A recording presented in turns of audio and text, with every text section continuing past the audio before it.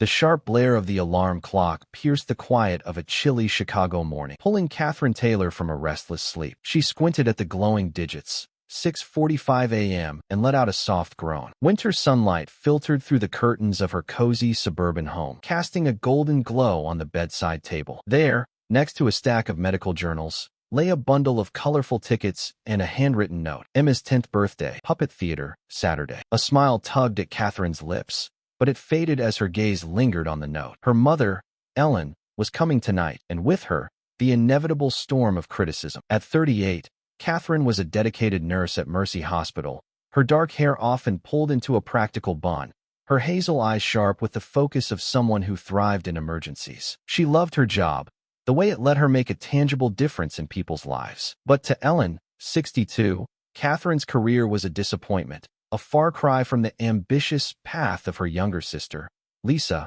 a 35-year-old marketing executive. Ellen's voice echoed in Catherine's mind. Why can't you be more like Lisa?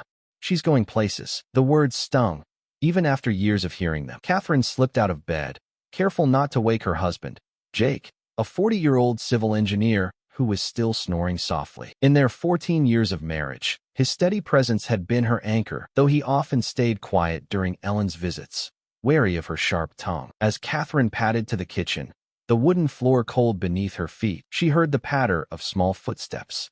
Emma, her 10-year-old daughter, bounded down the stairs, her chestnut curls bouncing, her green eyes still heavy with sleep. "Morning, Mom," Emma chirped, sliding into a chair at the kitchen island. She wore a mismatched set of pajamas, a testament to her stubborn streak. "Is Grandma Ellen coming tonight?" Catherine's heart sank at the question. Even Emma, with her bright smile and endless curiosity, sensed the chill that followed her grandmother. Ellen's favoritism was no secret. She doted on Lisa's 9-year-old daughter, Sophie, while treating Emma with a distant politeness that bordered on indifference. "Yes, sweetheart," Catherine said, forcing a smile as she poured cereal into a bowl. "Grandma and Grandpa Tom are coming for your birthday. It'll be fun." Emma's nose wrinkled. "Grandma always talks about Sophie's awards. Did you know Sophie won a drawing contest? Grandma sent me a picture." Her voice was casual, but Catherine caught the flicker of hurt in her daughter's eyes. "She's proud of both of you," Catherine lied, setting the bowl in front of Emma. She turned to the coffee maker, her hands trembling slightly. Ellen's visits always stirred up old wounds. Years of being told she wasn't enough, that her quiet strength and compassion were weaknesses compared to Lisa's flashy success. But Catherine had learned to swallow the pain, to focus on her family and her patience. Today, though, with Emma's birthday looming, the weight felt heavier. As Catherine sipped her coffee, her thoughts drifted to the evening ahead. Ellen and Tom, her kind but reserved 65-year-old father, were driving in from their home in Milwaukee. Tom's warm laughter and gentle questions about Emma's school projects were a balm to Catherine's nerves, but Ellen's presence would dominate. She'd likely bring up Lisa's latest promotion or Sophie's achievements, dismissing Emma's recent win at the school science fair. Catherine's grip tightened on her mug. Why does it still hurt so much? The day passed in a blur of hospital shifts and party preparations. Catherine returned home at 5:30 p.m., her scrubs wrinkled from a long day, to find her parents' silver SUV parked in the driveway. Steeling herself, she opened the front door. The smell of roasted chicken filled the air, and Tom's hearty laugh echoed from the living room. "Catherine, there you are." Tom rose from the couch, his face creased with deep lines, but his blue eyes twinkling. He wrapped her in a hug, his flannel shirt soft against her cheek. "Emma's been telling me about her science project. A solar-powered toy car?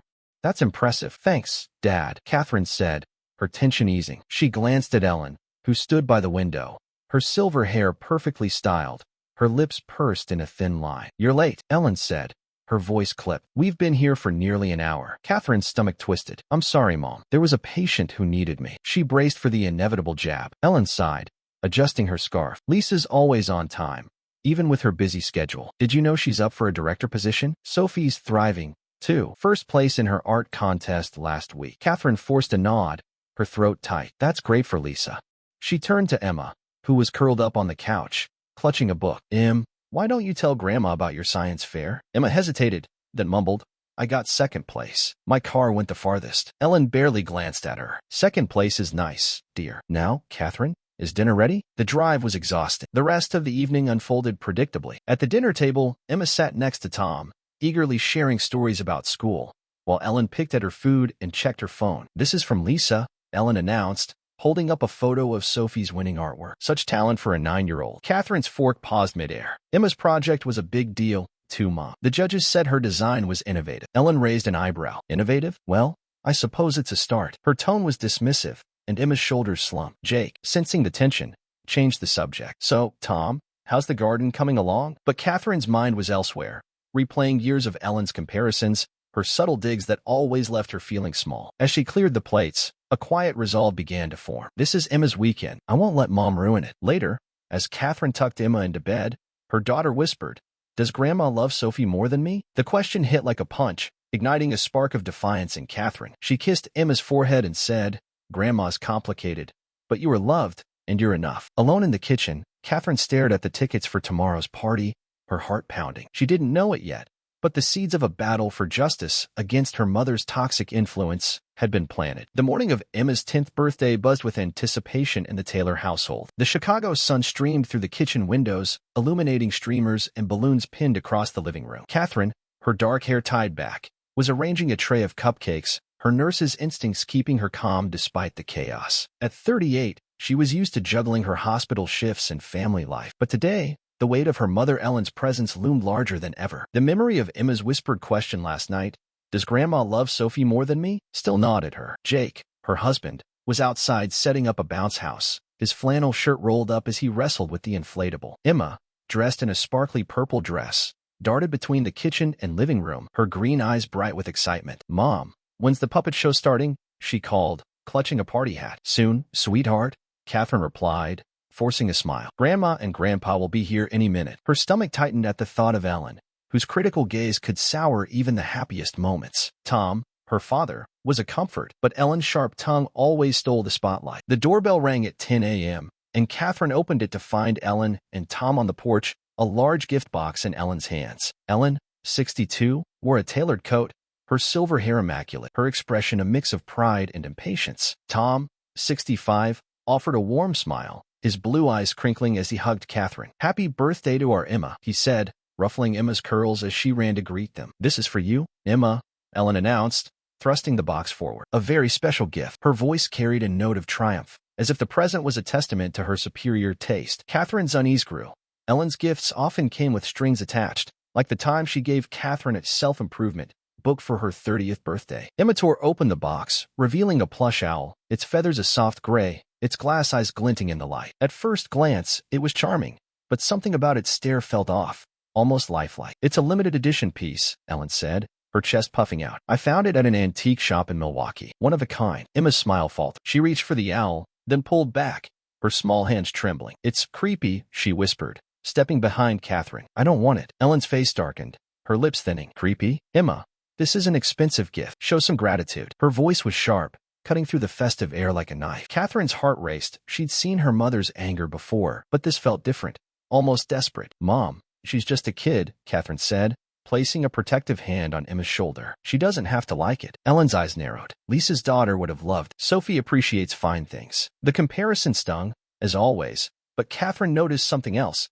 Ellen's hands twitched, clutching her purse tightly, as if she were hiding something. Tom cleared his throat, his expression uneasy. "Ellen, let's not make a fuss. It's Emma's day." But Ellen ignored him, her gaze fixed on the owl, now lying on the coffee table like an unwelcome guest. The party continued, with neighbors and Emma's friends filling the house with laughter. Catherine tried to focus on the puppet show, clapping as Emma giggled at the colorful marionettes, but her eyes kept drifting to the owl. Emma, too, seemed unsettled, scratching her arms and complaining of a stuffy nose, symptoms Catherine had noticed yesterday but dismissed as seasonal allergies. Strange, she thought, her nurse's mind cataloging the details. As the afternoon wore on, Lisa arrived with Sophie, her 9-year-old daughter, whose dark curls and bright smile mirrored her mother's. Lisa, 35, exuded confidence in her sleek blazer, a stark contrast to Catherine's practical jeans and sweater. "Happy birthday, Em," Lisa called, hugging her niece. Sophie, spotting the owl, gasped with delight. "Wow, it's so cool. Can I hold it?" Emma hesitated, then nodded, her relief palpable. "You can have it, Sophie," she said, her voice small but firm. Catherine caught the exchange, a mix of gratitude and worry stirring in her chest. Sophie clutched the owl, oblivious to its eerie aura, while Ellen watched from across the room, her expression unreadable. That evening, after the guests had left, Catherine sat with Jake in the kitchen, The house quiet except for the hum of the dishwasher. Your mom was intense about that owl, Jake said, sipping his coffee. It's just a toy, right? Catherine frowned, her fingers tapping the table. I don't know. Emma's been off since it arrived. Itchy, sneezy. And did you see how Mom reacted when Emma didn't want it? It was personal. She couldn't shake the image of Ellen's twitching hands, her almost frantic insistence. Upstairs, Catherine checked on Emma, who was already asleep, her breathing steady. The absence of the owl seemed to have calmed her, and her skin looked less irritated. Coincidence? Catherine wondered, but her instincts, honed from years in the ER, told her otherwise. The next morning, as Catherine was pouring coffee, her phone buzzed. It was Lisa, her voice tight with worry. Cat, something's wrong with Sophie. She's got a fever and a rash, red spots all over her arms. She was fine yesterday, but she's been sleeping with that owl. Could Emma's allergies have spread? Catherine's blood ran cold. Emma's symptoms had vanished overnight, almost miraculously, while Sophie's had appeared just as suddenly. Her mind raced, connecting the dots. The owl, Emma's reaction, Ellen's strange behavior. Lisa, I'm coming over, she said, grabbing her keys. And bring that owl. As she drove to Lisa's downtown apartment, Catherine's thoughts churned. Ellen had always pitted her against Lisa, praising Lisa's achievements while dismissing Catherine's. But this felt different, not just favoritism, but something deliberate, something sinister. The owl wasn't just a gift, it was a puzzle, and Catherine was determined to solve it. Standing in Lisa's living room, Catherine held the owl, its glass eyes glinting under the fluorescent light. Sophie lay on the couch, her face flushed, the rash spreading. It smells funny, Sophie mumbled, pointing to the toy. Catherine's fingers brushed a loose seam, and a chill ran down her spine. Whatever was inside that owl, it held the key to her daughter's fear and her niece's sudden illness. She wasn't just fighting her mother's criticism anymore. She was fighting for her family's safety. Catherine's hands trembled as she gripped the steering wheel, the Chicago skyline blurring past her window. The plush owl sat on the passenger seat, its glass eyes catching the morning light, mocking her with their silent stare. Sophie's sudden illness, a fever, a rash, had ignited a fire in Catherine's chest, her nurse's instinct screaming that the owl was no ordinary gift. At 38, she'd spent years enduring her mother Ellen's criticism, but this was different. This felt like a betrayal, not just of her, but of her family. She pulled into the parking lot of Lisa's downtown apartment, the owl tucked under her arm. Lisa, 35, opened the door, her usually polished appearance frayed. Her dark hair was messy, her eyes red from worry. Cat, thank God you're here, she said, her voice cracking. Sophie's worse. The rash is spreading, and she's so lethargic. Catherine stepped inside, the air thick with tension. Sophie, 9, lay on the couch, her dark curls damp with sweat, red spots dotting her arms and neck. The sight twisted Catherine's heart. She'd seen allergic reactions in the ER, and this was textbook. How long has she been like this? Catherine asked, kneeling beside her niece. Since last night, Lisa said, wringing her hands. She was fine at Emma's party, but she slept with that owl, and now she trailed off, her gaze falling on the toy in Catherine's hands. Sophie said it smells weird. I didn't notice anything, but Catherine's pulse quickened. Emma had complained of a stuffy nose and itching when the owl was near, but her symptoms vanished the moment it left. Now Sophie was sick, and the owl was the only link. She set it on the coffee table, her fingers brushing a loose seam she'd noticed earlier. Lisa, I need scissors, she said, her voice steady despite the storm in her mind. Lisa hesitated, then fetched a pair from the kitchen. Catherine carefully snipped the seam, her breath catching as she peeled back the fabric. Hidden among the cotton stuffing was a small cloth pouch, no bigger than a tea bag, tied with a thin string. She opened it, and a faint, musty odor wafted out, along with a fine white powder. Catherine's stomach dropped. This isn't right, she whispered. What is it? Lisa asked, her voice trembling as she peered over Catherine's shoulder. I'm not sure, but it looks like an allergen, Catherine said, her nurse's training kicking in. Certain herbs or compounds can cause reactions like Sophie's, rashes, fever, respiratory issues. We need to get her to a doctor and have this analyzed. Her mind raced, piecing together the puzzle. Emma's fear, Sophie's illness, Ellen's strange insistence on the owl. It couldn't be a coincidence. Before Lisa could respond, Catherine's phone buzzed. The screen flashed, Mom. She hesitated, then answered, her voice tight. Hello, where's the owl? Ellen's voice was shrill, a stark contrast to her usual icy control. Lisa told me Sophie has it. You had no right to give it away. Catherine's grip on the phone tightened. Mom,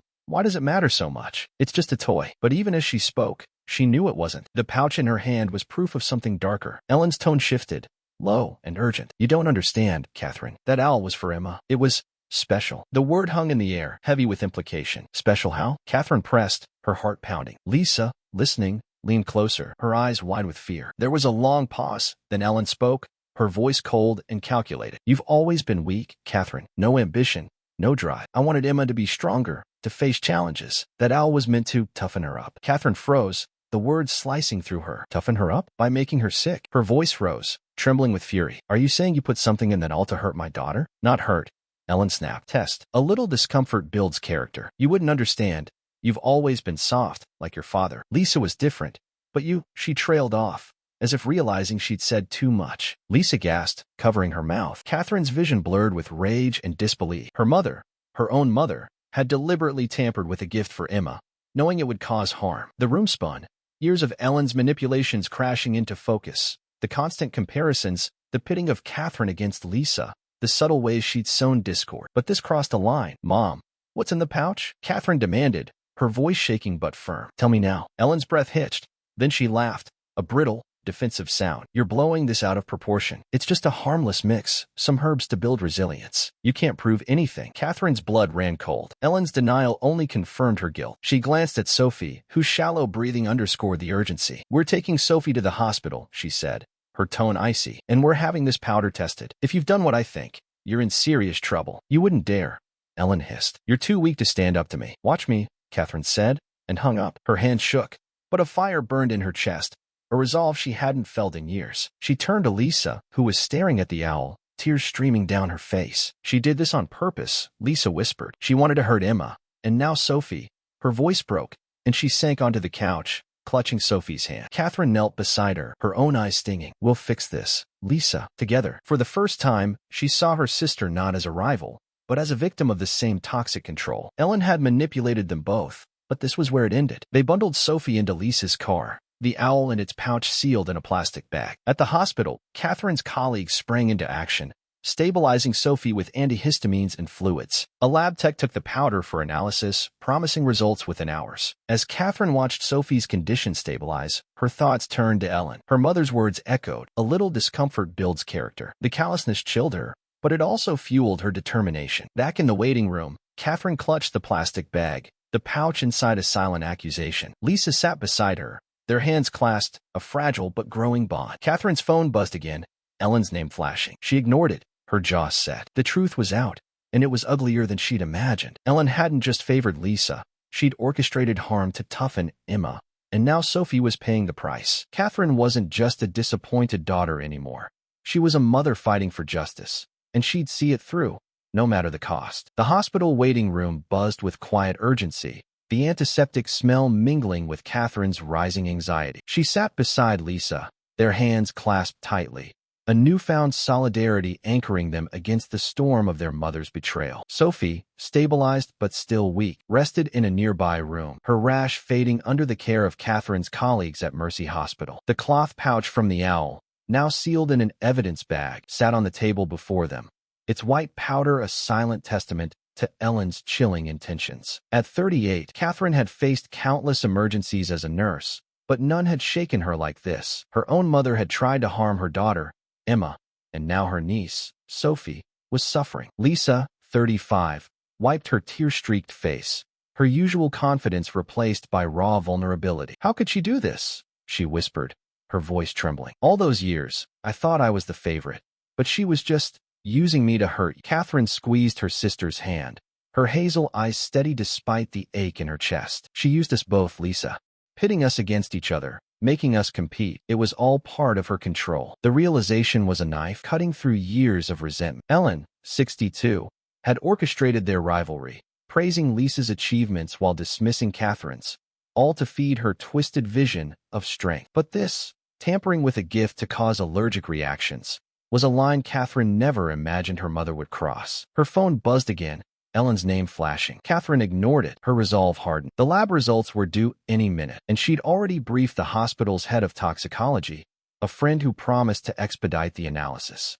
If the powder was what she suspected, a mix of allergenic herbs, Ellen's actions weren't just cruel, they were criminal. The waiting room door swung open, and Ellen stormed in, her silver hair slightly disheveled, her tailored coat askew. Her eyes, usually cold and calculating, flickered with panic. Catherine, Lisa, what are you doing? She demanded, her voice sharp but unsteady. This is a family matter. You can't drag it into public like this. Catherine stood, her nurse's calm masking the fury beneath. A family matter? You put a toxic substance in a gift for my daughter, Mom. Sophie's sick because of you. Her words were measured, but each one landed like a blow. Ellen's face paled, but she recovered quickly, her tone dripping with disdain. Toxic? Don't be dramatic. It's just a harmless blend. Lavender, chamomile, a few rare herbs. I wanted Emma to build resilience, to face adversity. You've always been too soft, Catherine. Lisa rose, her hands shaking. Resilience? You made my daughter sick. Sophie could barely breathe. Her voice cracked, a mix of anger and betrayal. Catherine saw the shift in her sister. Lisa, who'd spent years basking in Ellen's approval, was finally seeing their mother's true nature. Ellen clutched her purse, her knuckles white. You're both overreact. I'd never hurt Sophie. The owl was for Emma, not her. You gave it away, Catherine. This is your fault. The accusation was a desperate deflection, but it only fueled Catherine's determination. My fault. Catherine's voice rose, drawing the attention of a passing nurse. You targeted a 10-year-old girl to toughen her up. What kind of mother does that? She stepped closer, her eyes locked on Ellen's. We've sent the powder to the lab. If it's harmful, you're not walking away from this. Ellen's composure cracked, her lips trembling. You can't prove anything, she said, but her voice wavered. It's just a toy.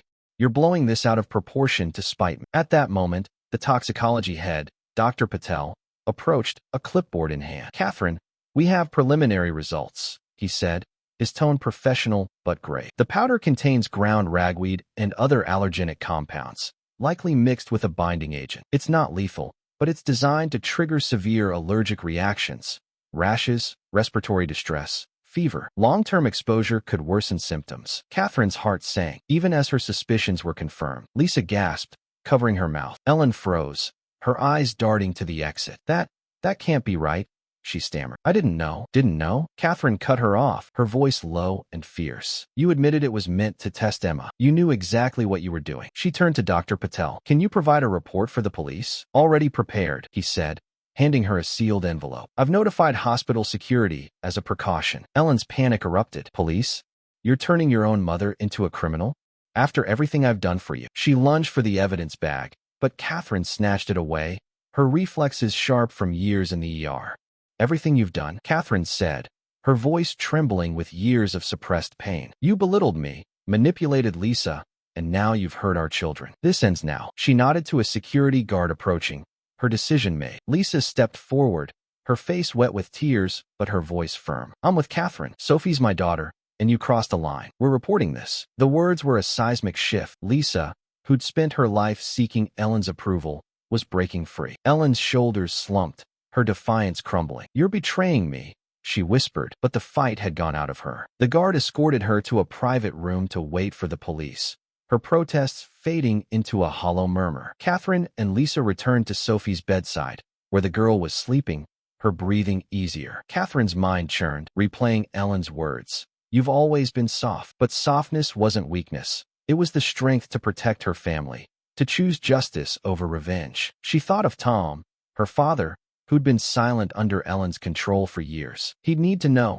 and she dreaded the pain it would cause him. As they waited for the police, Catherine and Lisa sat in silence, the weight of their shared history settling between them. I was so blind, Lisa said finally, her voice barely audible. I let her turn me against you. I'm sorry, Kat. Catherine took her sister's hand, a lump in her throat. Her hand, a lump in her throat. We were both caught in her web, Lisa. But we're free now. For Emma, for Sophie, we'll make this right. The words were a vow, not just to seek justice, but to rebuild the sisterhood Ellen had tried to destroy. The police arrived, and Catherine handed over the lab report and the evidence bag, her voice steady as she recounted Ellen's actions. As an officer led Ellen away for questioning, their eyes met, Ellen's filled with a mix of fear and defiance, Catherine's with unshakable resolve. For the first time, Catherine felt the power of standing up, not just for herself, but for her daughter, her niece, and the family Ellen had tried to fracture. The fight wasn't over, but Catherine knew justice, not vengeance, would heal their wounds. The spring breeze carried the laughter of children across a Chicago park, where colorful kites danced against a cloudless sky. Catherine Taylor, now 39, sat on a wooden bench, a coffee cup warming her hands. Beside her, Lisa, 36, watched their daughters, Emma and Sophie, chase their kites, their giggles blending with the rustle of budding trees.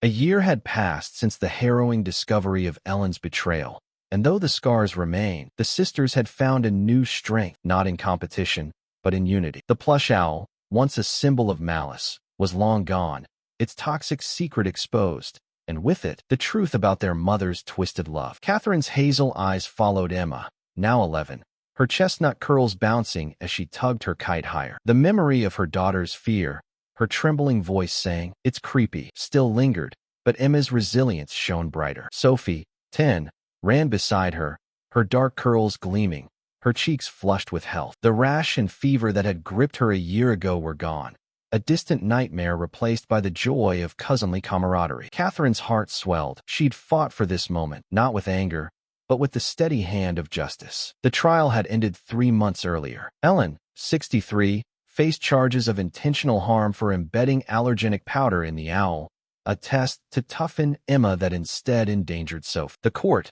after a psychological evaluation, diagnosed Ellen with narcissistic personality disorder, her actions rooted in a warped belief that hardship forged strength. She received probation and mandatory therapy, a lenient sentence that left Catherine conflicted. But as she watched Ellen unravel in court, defiant, then broken, she realized punishment wasn't the goal, protecting her family was. Lisa sipped her coffee, her eyes soft with reflection. "I still can't believe it's over," she said, her voice low. "All those years, I chased Mom's approval, thinking it made me better than you. I was so wrong, Kat." Catherine turned to her sister, a smile breaking through the weight of memory. "We were both trapped, Lisa.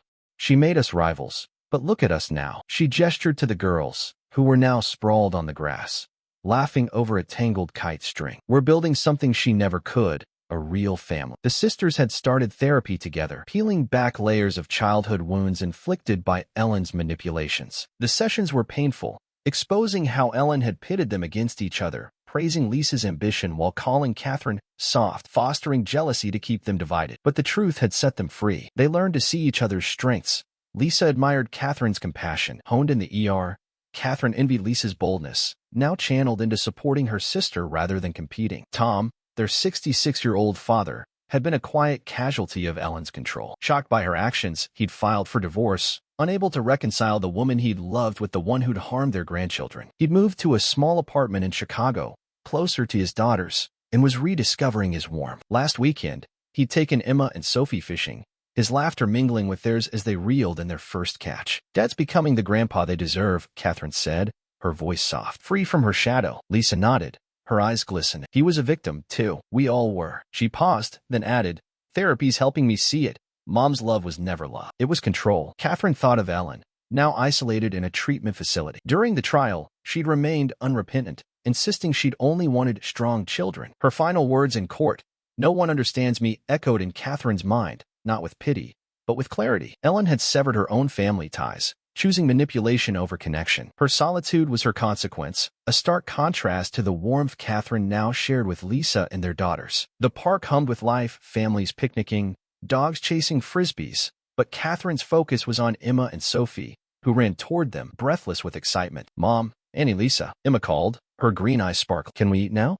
"I'm starving." Catherine laughed, opening a picnic basket. "Of course, kiddo. Let's dig in." The four settled on a checkered blanket, passing sandwiches and fruit, their conversation light but laced with a deeper bond. Emma teased Sophie about her kite-flying skills, and Sophie retaliated with a playful nudge, their laughter a melody of healing. As they ate, Catherine's thoughts drifted to the journey that had brought them here. A year ago, she'd stood in a hospital, handing over the owl's toxic pouch to the police, her voice steady as she detailed Ellen's actions. That moment had been her turning point, not just a stand against her mother, but a reclamation of her own worth. She wasn't soft or weak. She was a mother, a sister, a nurse who'd chosen justice over vengeance. The police had acted swiftly, and the court's ruling, though lenient, ensured Ellen could no longer harm. Lisa, too, had transformed. Once Ellen's golden child, she testified against her mother, her voice trembling but resolute. That act of courage had bridged the gap between the sisters, turning rivalry into partnership. "Yesterday, our therapist said something that stuck with me," Lisa said,